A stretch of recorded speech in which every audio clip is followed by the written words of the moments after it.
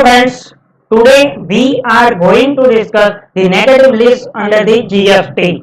If you read section 7 subsection 2, then it starts with the wording that notwithstanding anything contained in subsection 1 of section 7. It means anything contrary in section 7 subsection 1 to section 7 subsection 2, then section 7 subsection 2 will prevail. Because it starts with wording that notwithstanding anything contained in section 7 subsection 1. Whatever the activity or a transaction specified in a schedule 3 shall be treated neither as a supply of goods nor as a supply of services.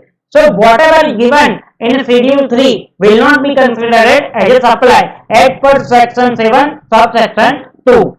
Next clause is the activity or a transaction which is undertaken by a central government, state government or a local authority in which they are engaged as a public authority. Plus, such activity will be notified by the government. Then, such activity will not be considered as a supply of goods or a services. So here you must have to remember that the activity in which a central or a state government or a local authority must engage as a public authority. Plus, such activity must be notified by the government. Then and then only such activity will not be treated as a supply of goods or a supply of services. Now, we will analyze Schedule 3 of the CGST Act in a detail. So, the Schedule 3, whatever is given in a Schedule 3 will not be considered as a supply of goods or a supply of services. So, first point in a Schedule 3 is services by employee to employer in the course or in relation to the employment. So, under the employee-employer relationship, whatever is the services provided by the employee to his employer will not come under the purview of a supply. So, it will be the outside the purview of a supply as per the Schedule 3 of the CGST Act. Read with section 7 subsection 2 of the CGST Act. However, you have to remember the wording as in relation to his employment. So, the whatever the services is performed must be in relation to the employment. If the services is not in relation to the employment, but it is on a principal to principal basis, then such services will be considered as a supply subject to section 7 subsection 1 condition will be fulfilled. So, same for example, if ABC was construction contractor employing the 100 laborers for the purpose of construction and they are giving the salary on a monthly basis to such 100 workers, then such 100 workers and the ABC work contractor, the relationship will be employer and employee, and whatever the services performed by such 100 workers for the purpose of work of a ABC work contractor will form part of the transaction given under the Schedule 3 of the CGST Act, and such transaction will not form part of a supply as per Schedule 3. Now, you must have to remember, if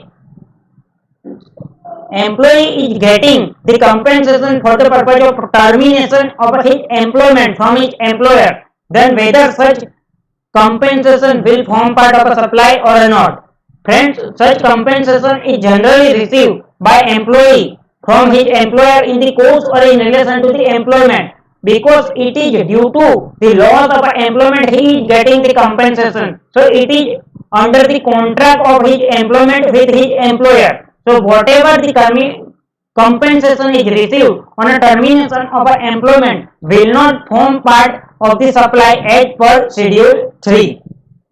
Now, if employer is making the contract with his employee that you cannot do the competing business or you cannot join the competing business, then such contract is considered as a principal to the principal basis, and for such contract the value whatever is determined under section 15 will be considered as the value for the purpose of a supply, because whatever is the forbidden.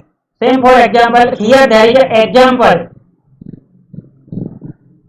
Any amount paid by employer to each employee for not joining the competing business is paid for the purpose of providing the services of a forbearance to an act and cannot be considered for providing the services in relation to the employment. So here, for the purpose of doing or forbearance to some act for not joining the competing business will not form part of the Schedule 3 activity because it is not in relation to or in the course of his employment. So this transaction will cover under the term supply subject to section 7 subsection 1. Now point number 2. Any services performed by a court or a tribunal established under law for the time being in a force will not form part of the supply. So any services performed by a court or a tribunal will not be considered as a supply as per Schedule 3. The function performed by a member of parliament, member of a state legislature, member of a panchayat, member of a municipality or member of a other local authority will not be considered as a supply. So any MP or MLA or any member of a panchayat or a municipality or a local authority is performing some activity in relation to such designation, then such activity will not be considered as a supply. The duty performed by any person who holds the post as per the constitution in that capacity will not be considered as a supply. Same for example, the activity done by the prime minister, that is a duty done by the our president, vice president, prime minister or a speaker of the Lok Sabha, etc. Such duty is performed by such person as per the constitution in that capacity, then such activity will not be considered as a supply. Now another point is duty performed by any person as a chairman or a member or a director or any other person in a body established by a central government, state government or a local authority who cannot be deemed to be an employee before commencement of this clause, then such activity performed by such person, that is a director, member or a chairperson, will not be considered as a supply. Next one is the services of a funeral, burial, that is the services in relation to the deceased person, that is the transportation of a deceased body, etc. will not form part of the supply. Next point is the sale of a land subject to clause B paragraph 5 of a Schedule 2 and a sale of a building will not form part of a supply. Now the question may come in your mind that what is given in a clause B of paragraph 2 of a Schedule 2. Schedule 2 we have already discussed. However, for the purpose of reference, we are referring para 5 clause B of a Schedule 2. So para 5 clause B Schedule 2, it is given that construction of a complex building, civil structure or a part thereof, including the complex building intended for a sale to a buyer wholly or partly, except where entire consideration has been received after issuance of a completion certificate, then such services will be considered as a supply of services. So construction services will be considered as a supply of services except the entire consideration is received after the issue of a completion certificate. So sale of a land or a sale of a building subject to para 5 clause B of a Schedule 2 will not form part of a supply. However, the construction services for which the consideration is received before issuance of a completion certificate will form part of a supply and it will be treated as a supply of services as per the Schedule 2 of the CGST Act. Next one is the auctionable claim other than lottery, betting or a gambling.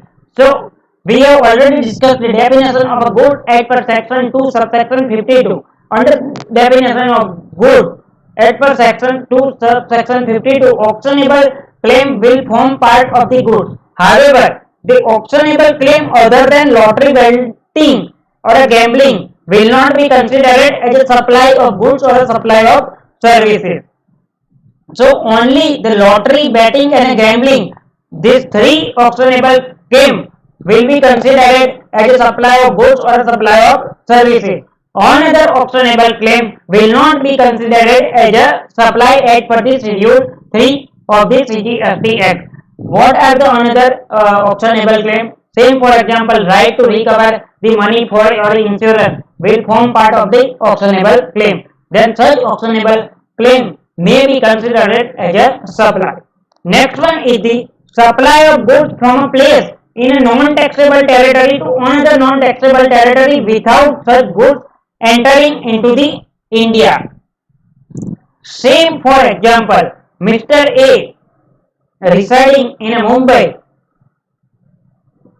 import the goods from the China and sends such goods to the Japan to his customer. However, such goods is not entering into the India and such goods is directly transferring from China to the Japan to his customer. Then here the goods is supplied from a place non-taxable territory, that is the China, to another place in a non-taxable territory, that is the Japan, without such goods is entering into the India. So here the goods is not entering into the India. Then this will not form part of a supply as per the Schedule 3. So the supply of goods from a place in the non-taxable territory to the another non-taxable territory without such goods entering into the India will not be considered as a supply of goods as per the Schedule 3.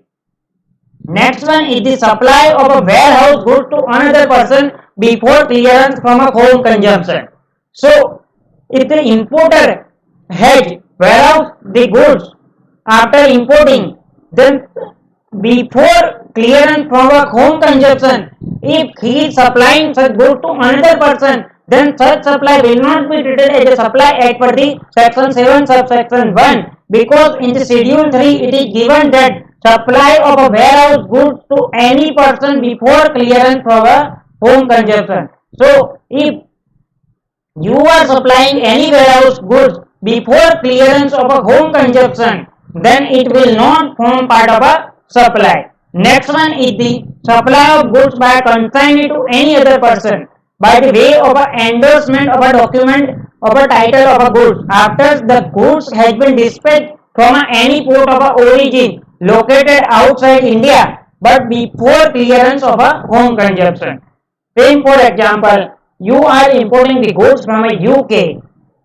However, from the port outside India, that is the port of a UK, the goods are already dispatched, but goods is not entered in the India or goods are not cleared for a home consumption. And then before entering such goods India, but after the dispatch from the UK, that is after leaving the port of a UK, that is outside India port, but before entering into the port of a India, if you are supplying such goods by way of an endorsement of a document of a title of a good to any other person, then such supply will not form part of the supply. So supply of a good by consignee to any other person by way of an endorsement of a document of a title of goods after the goods have been dispatched from the place of origin located outside India but before the clearance from home consumption will not form part of the supply. So this was the discussion for Schedule 3 of the CGST Act.